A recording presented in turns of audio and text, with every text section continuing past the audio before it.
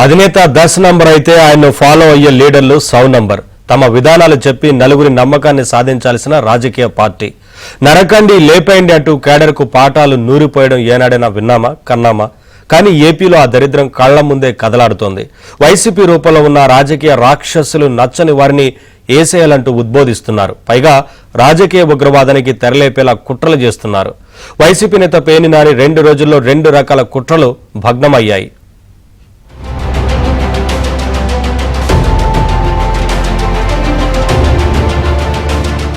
రాత్రి కన్ను కొడితే పగలు పనైపోవాలి, అరవడం కాదు. పవర్లోకి వచ్చాక వేసేయాలన్న పేర్ని నాని. నీకు చేతనైతే రేపు గవర్నమెంట్ వచ్చిన తర్వాత ఎవడెవడు తప్పుడు వేషాలు వేసాడో ఆయన కరిచేయి. దానికి చెప్పాలి ఎవడికన్నా. రెండో గండి చెప్పాల్సిన పని లేదు. జరిగిపోవాలి. తర్వాత మీరందరూ కలిసి పలకరించాలి. ఎట్లా జరిగింది, ఏం జరిగింది, ఎవరు చేశాడని వెళ్ళండి. నిన్న గుడివాడలో జరిగిన గొడవలకు వైసీపీ ద్వారా కులం రంగు పులిమి కూటమి సర్కార్ను బదనాం చేయాలన్న పన్నాగానికి పేర్ని నాని కుట్ర. గుడివాడలో జడ్పీ చైర్పర్సన్స్ దాని స్టేట్ వైడ్ ఇష్యూ కింద బీసీ లేడీ మీద అటాక్ చేశారు.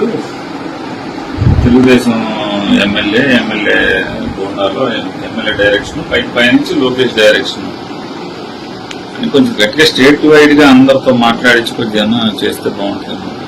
BC lady Gowda caste okay, దాన్ని అందరితో లౌడ్ గా కొంచెం టేకప్ చేస్తే బాగుంటుంది. ఇది లేటర్ చెప్తే గానీ మన వాళ్ళు 2 రోజులు 2 భారీ కుట్రలు.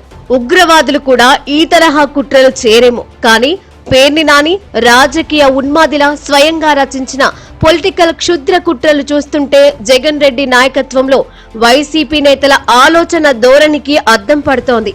కూటమి సర్కార్ను భ్రష్టు పట్టించాలి, మంత్రి నారా లోకేష్ ను టార్గెట్ చేయాలి. గుడివాడలో శనివారం వైసీపీకి చెందిన జడ్పీ చైర్మన్ పై దాడి జరిగిందంటూ ఏపీ వ్యాప్తంగా తమ పార్టీ వాళ్లతో కలిసి గోల చేయించాలని నాని భారీ స్కెచ్ వేశారు.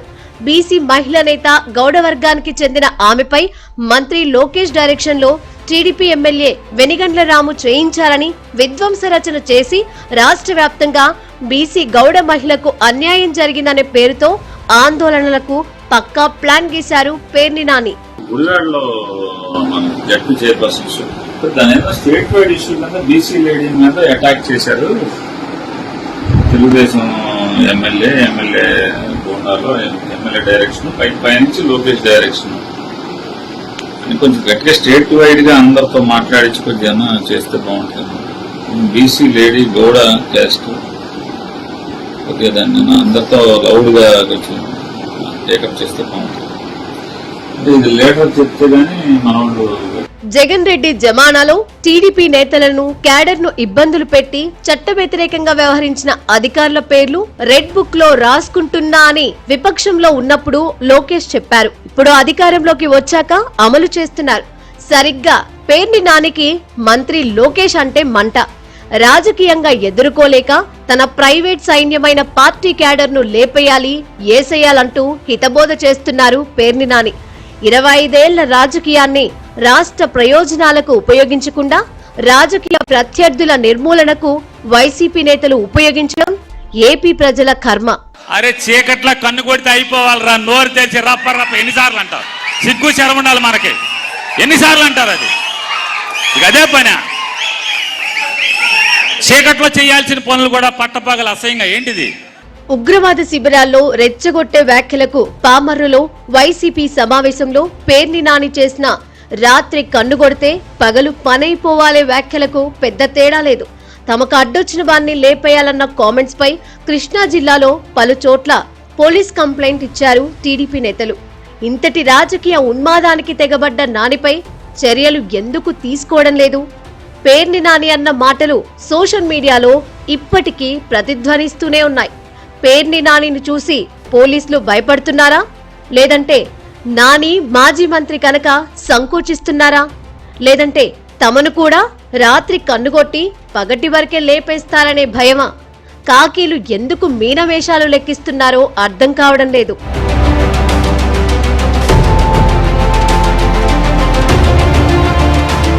రాజకీయంగా రగిలిపోతున్న టీడీపీ నాయకులు, మంత్రులు పేర్ని నానికి స్ట్రాంగ్ గా కౌంటర్లిస్తున్నారు. అచ్చోసిన ఆంబోతులా తయారై వయసొచ్చినా బుద్ధి రాలేదా? రాత్రి కన్ను కొడితే నరికేయాలి, పొద్దుట పలకరింపులకు వెళ్లాలా? అసలు నువ్వు ఏం మాట్లాడుతున్నావో అర్థమవుతుందా అంటూ తలంటు పోశారు మంత్రి సుభాష్. పేరునని లోకేష్ గాడు ఏంట్రా గాడిద, అచ్చూసిన అనుభూతుల తయారీ, వయసు వచ్చి కూడా నీకు బుద్ధి లేకుండా ఉంది. ఏం మాట్లాడుతున్నావో నీకు గాని నీ అధినాయకుడికి గాని తెలియట్లా.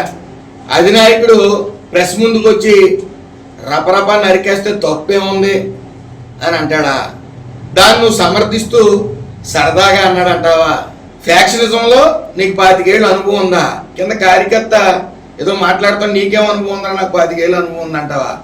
రాత్రి కన్ను కొడితే నరికేయాలా, పొద్దున పలకరింపులకి వెళ్ళాలా? ఏం మాట్లాడుతున్నావా నువ్వు? అసలు నీకు వయసు వచ్చింది, బుద్ధి ఉందా అని అడుగుతా ఉన్నాను. మురిగే కుక్క కరదని, సైలెంట్గా వచ్చి కుక్కలు పట్టుకుంటాయని, చిత్తకార్చిన కుక్క ఏం చేస్తుందని నువ్వు పిహెచ్డీ చేసావు, అందులో సందేహం లేదు.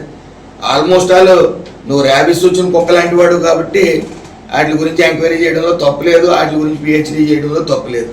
పార్టీ సభ పెట్టుకోవాలనుకుంటే పెట్టుకో, సభను అడ్డం పెట్టుకొని ఈ ప్రాంతంలో రక్తం పారిస్తానంటే జనం చూస్తూ ఊరుకోరు.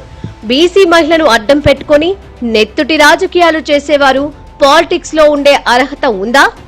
రాక్షస మూకలకు రాక్షస ఆలోచనలే వస్తాయంటూ విమర్శించారు మంత్రి కొల్లు రవీంద్ర. కులం పేరు పెట్టి, మతం పేరు పెట్టి, బీసీ కార్డు అని, బీసీలను రెచ్చగొట్టండి అని చెప్పి ఇంత పబ్లిక్గా మాట్లాడుతూ ఉన్నటువంటి పరిస్థితులు ఉన్నాయంటే ఈ రాష్ట్రంలో ఇంకా ఇలాంటి కార్యక్రమాలకి స్థానం ఉండటానికి వీల్లేదు. ఎవరు రెచ్చగొట్టినా, ఎవరు ఒక ఉద్దేశపూర్వక కార్యక్రమాలు చేసినా చూస్తూ మటుకు ఊరుకోం. అధికారమే పరమావధిగా పరితపిస్తున్న వైసీపీ నేతల రాక్షస రాజకీయంపై ప్రజలు కూడా గమనించాలి.